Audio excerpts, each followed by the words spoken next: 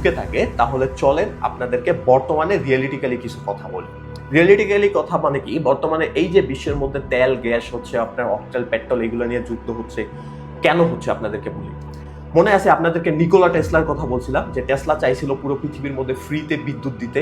তখন টেসলাকে হচ্ছে কোনো মতে পৃথিবী থেকে হচ্ছে বলতে পারেন সিস্টেম করে সরায় দেওয়া হয় এবং হচ্ছে এই সিস্টেমটা চালু করতে দেওয়া হয় নাই। অ্যান্ড তৎকালীন সময়ে আরেকটা প্রজেক্ট ছিল, মূলত এই প্রজেক্টগুলো অনেক আগে থেকে চলে আসছিল।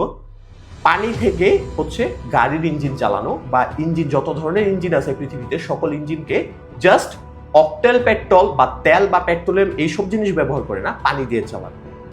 মানে চিন্তা করতে পারেন, আজকের দিনে যদি পানি দিয়ে মানুষ গাড়ি চালাইতে পারতো তাহলে কি তারা ইউএসকে গুনতো বা বিশ্বের জায়ান্ট দেশগুলোকে আজকে কদর থাকতো।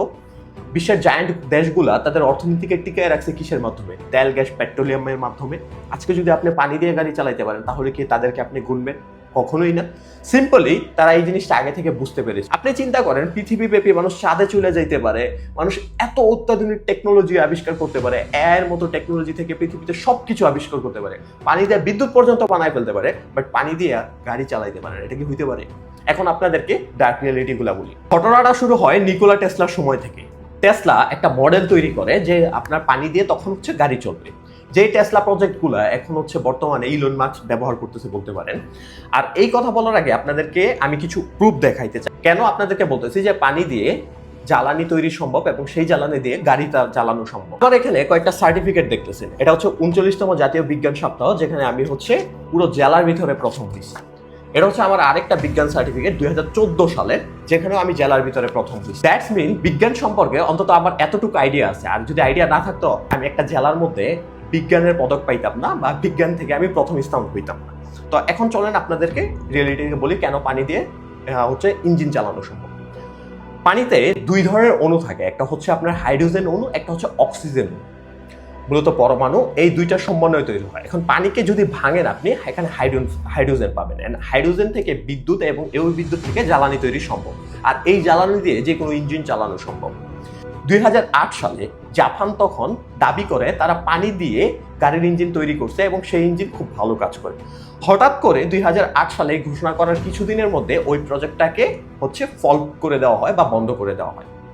এর আগেও কিছু ঘটনা ঘটছে, আপনার 1903 সাল থেকে শুরু করে আপনার 1976 সালে, 1996 সালে পর্যন্ত এবং 1990 সালে তখন হচ্ছে দাবি করা হয়, একজন বিজ্ঞানীর নাম ছিল, নামটা আমি এখানে দিয়ে দিতেছি, আমার খেয়াল আসতেছে না, উনি তখন দাবি করে যে উনি হচ্ছে পানি দিয়ে এক ধরনের জ্বালানি তৈরি করছে যেটা দিয়ে ইঞ্জিন চালানো সম্ভব বা গাড়ি চালানো সম্ভব। 1996 সালে এসে হঠাৎ করে ওই প্রজেক্টটাকে ফ্রড প্রজেক্ট বা ভুয়া প্রজেক্ট দাবি করে বন্ধ করে দেওয়া হয়। মূলত দাবি করা হয় যে উনি পানির সাথে হচ্ছে সোডিয়াম ইউজ করছে। এখন পানির সাথে যদি আপনি লবণ বা সোডিয়াম ইউজ করেন, এটা কি পরিবেশের জন্য ক্ষতি হবে? নেভার। তো প্রবলেমটা কোথায়? মূলত তারা ইচ্ছে করে এই প্রজেক্টগুলোকে চালু হতে দিচ্ছে না। পৃথিবীর মধ্যে এমন অনেক প্রজেক্ট আছে, অনেক জিনিস আছে যেগুলো আবিষ্কার হলে পৃথিবী আজ থেকে 200-300 বছর আগায় যেত, কিন্তু জায়ান্ট দেশগুলো তাদের ক্ষমতা, তাদের প্রভাব বিস্তার করতে পারতো না। আজকে যদি পানি দিয়ে জ্বালানি ব্যবহার করতে পারে মানুষ, তেল গ্যাস নিয়ে কখনো যুদ্ধ হবে না, তেল গ্যাসের নিয়ে অর্থনৈতিক হচ্ছে মাফিয়া গঠন হবে না এবং হচ্ছে পৃথিবীও তারা কন্ট্রোল করতে পারবে না। আজকে ধরেন বাঙালি হচ্ছে নিজস্ব বিদ্যুৎ ব্যবহার করতে পারতেছে ভূমি থেকে, কোনো খরচ হচ্ছে না, পানি থেকে হচ্ছে জ্বালানি তৈরি করে সেই জ্বালানি দিয়ে বাষ্পীয় ইঞ্জিন বা আদার ইঞ্জিনগুলো চালাইতে পারতেছে। তাহলে তারা কেন ইউএসকে হচ্ছে আপনার সম্মান দিতে যাবে? তারা কেন রাশিয়াকে সম্মান দিতে যাবে? কেন চায়নাকে হচ্ছে তারা হচ্ছে সম্মান দিতে যাবে বা তাদের কাছে হাত পাততে যাবে? কোনো দেশইতে যাবে না। এই প্রজেক্টগুলোকে ইতিহাস থেকে ইচ্ছে করে দাবায় রাখা হয়েছে। কথাগুলা কাল্পনিক মূলে হলেও এই ঘটনাগুলো সত্য।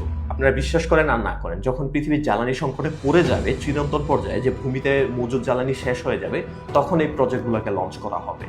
অনেক আগেই বলছিলাম যে পৃথিবীতে প্রায় 72টা ইলুমিনাতি সংগঠন আছে এবং তারা কি ডিজাইনে পরিচালিত হয় আজকে আপনাদেরকে এই গ্রাফটা দেখেন।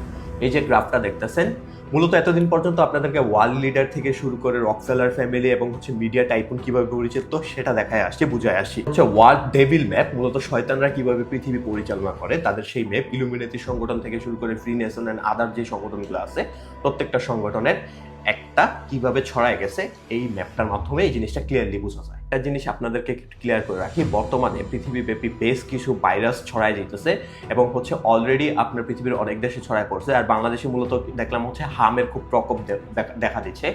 বাট সময় থাকতে সাবধান এন্ড সচেতন হয়ে যে কোনো টিকা নেওয়ার আগে চিন্তা ভাবনা করে টিকা নিয়েন। ইন ফিউচার এর পিছনে কোনো উদ্দেশ্য আছে কিনা। এমনই ইনফরমেটিভ ভিডিও পাওয়ার জন্য অবভিয়াসলি আপনাদের এই ভিডিওটাকে বেশি থেকে বেশি করে শেয়ার করতে হবে। অ্যান্ড ফলো করেন আর না করেন সেটা আপনাদের ব্যাপার, বাট শেয়ার করতে হবে যাতে বেশি সংখ্যক মানুষকে ইনফরমেশন শেয়ার করে সচেতন করা যায়।